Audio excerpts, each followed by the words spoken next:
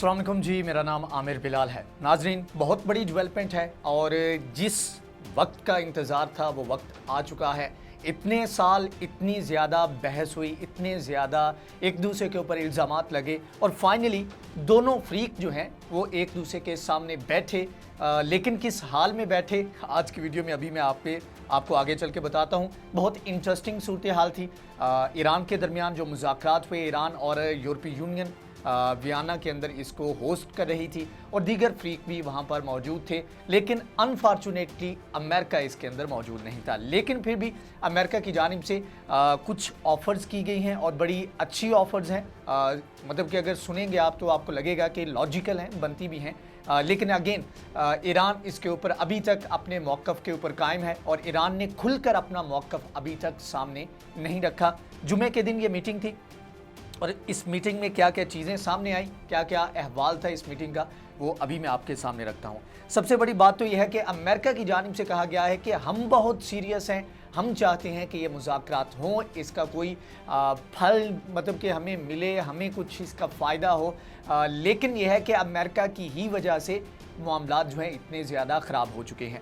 अब उन्होंने कहा कि हमने अपनी सीरियसनेस शो की है, हमने अपने तमाम तर चीज़ें अपना प्रपोज़ल जो था वो ईरान के सामने रखा है। अब हमें देखना यह है कि ईरान इसके बारे में कितना सीरियस है। अभी यहाँ पर आपको बता दूँ, अगर आपको नहीं अंदाज़ा या आपने मिस किया है तो आपको बता दूँ कि दो तरफ़ा मौक़िफ़ क्या है। मुज़ाकरात में जाने से पहले ईरान की जानिब से ये कहना था कि 2018 के बाद डोनाल्ड ट्रंप ने जब विड्रॉ किया यूनिलैटरली, तो उस वक्त जो पाबंदियां आयद की गई वो पाबंदियां हमारे ऊपर से हटाओ, फिर उसके बाद हम 2015 का जो मुआहदा है उसमें वापसी के बारे में बातचीत करेंगे।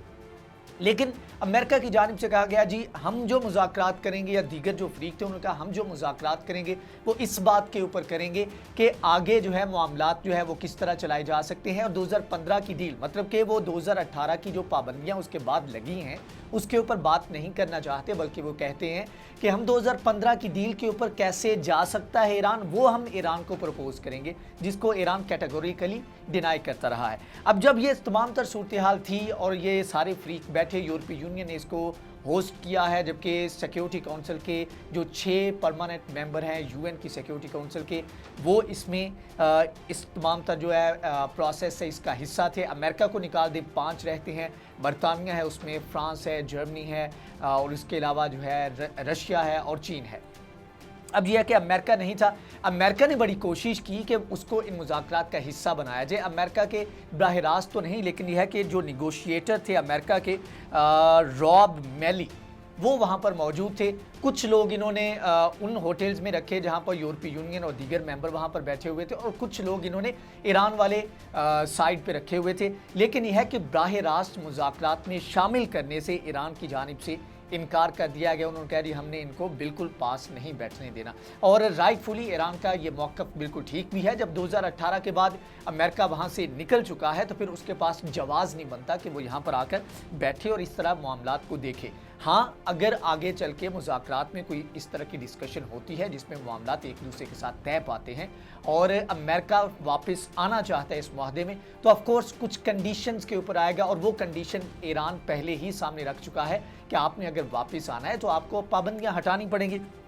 अब यहाँ पर बात करते हैं कि अमेरिका की जानिब से कौन सा वो आइडिया प्रपोज किया गया, क्या उनकी जानिब से सीरियस किस्म के जो है वो डिमांड्स भी और साथ में जो है वो आइडिया सामने रखे गए जो कि बड़े रीज़नेबल लगते हैं, बड़े लॉजिकल से लगते हैं। लेकिन क्या ये वाकई इतने रीज़नेबल हैं जितने ये नज़र आते हैं? अमेरिका की जानिब से ये कहा गया है, उन्होंने कहा जी पहली बात तो ये है कि जब ये 2015 में डील की गई तो उस डील का ये हिस्सा था कि अमेरिका के पास ये इख्तियार होगा कि गैर एटमी पाबंदियां भी वो लगा सकता है, और अगर खिलाफ वर्जी करता है ईरान तो उसके ऊपर एटमी पाबंदियां और गैर एटमी पाबंदियां भी लगा सकता है। तो एक तरह से उन्होंने अपने आप को, अमेरिका ने खुद को जवाब दिया है कि डोनाल्ड ट्रंप ने जो मुआशी पाबंदियां अपने तौर पर लगाई थी वो जो है वो लेजिट थी, उनके ऊपर आप एतराज़ नहीं कर सकते। दूसरा जी यहाँ पर उसने कहा जी वो पाबंदियां जिनका आप मुतालबा कर रहे हैं कि उनको हटा दिया जाए, उनमें से वो पाबंदियां जो कि एटमी पाबंदियां हैं, अगर उसमें हमें लगे कि आपने खिलाफ आप बैठेंगे, डिसाइड कर लेंगे, अगर तो वो मुआहदे की शिकों के खिलाफ जाती हुई पाबंदियां हैं तो उनको हम ख़त्म कर देंगे। लेकिन साथ में अमेरिका ने कहा, उसने कहा कि कुछ पाबंदियां ऐसी भी हैं जो कि ईरान ने वाकई खिलाफ वर्जी की थी और बड़े लेजिट वे में उनको जो है वो आयद किया गया है। तो ये वाली पाबंदियां हम नहीं हटाएंगे, ये पाबंदियां उसी वक्त हटेंगी जब आप 2015 की डील के मुताबिक हमारे साथ कोऑपरेट करने को तैयार होंगे।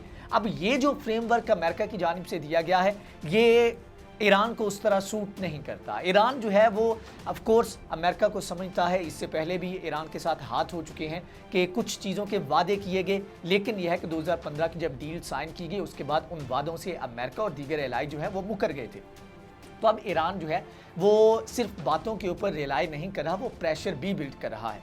एक तरफ जहाँ पर सऊदी अरब के साथ बहुत बड़ा स्टेक है अमेरिका का और दीगर जितने भी हमसाया ममालिक हैं सऊदी अरब के इर्द गिर्द, तमाम तर ममालिक जो हैं वो इस वक्त खतरे में हैं यमन में हौसियों की तरफ से। अब हौसी जो है यमन के अंदर बड़ी स्ट्रॉन्ग पोजीशन में आ सकते हैं अगर मरीब डिस्ट्रिक्ट जो है वो उनके कब्जे में आ जाए, क्योंकि तमाम तर जो एनर्जी सप्लाई है, तमाम तर जो ऑयल की सप्लाई है, सारा मामला जो है वो इसी रीजन से चलता है। अगर इसको कंट्रोल कर लेते हैं तो उसके बाद यमन के अंदर तमाम तर जो हुकूमत है या दीगर जो ग्रुप हैं उनको डिक्टेट कर सकते हैं, उनके ऊपर प्रेशर बिल्ड कर सकता है ये हौसी, और ऑफ कोर्स हौसियों को ईरान जो है वो करता है सपोर्ट। अब अगर ये सारी चीज़ें ईरान के कंट्रोल में आती हैं तो ईरान फिर ये है कि सऊदी अरब से भी अपनी बहुत सारी चीज़ें मनवा सकता है, और सऊदी अरब से मनवा सकता है तो अमेरिका से भी मनवा सकता है। तो इस चीज़ की तरफ, इस चीज़ के ऊपर जो है ईरान जो है वो काम कर रहा है। साथ में ऑफ कोर्स दीगर जगहों के ऊपर भी इसराइल के खिलाफ भी इसके ऊपर इकदाम कर रहा है। इसराइल के खिलाफ क्या क्या इकदाम हो रहे हैं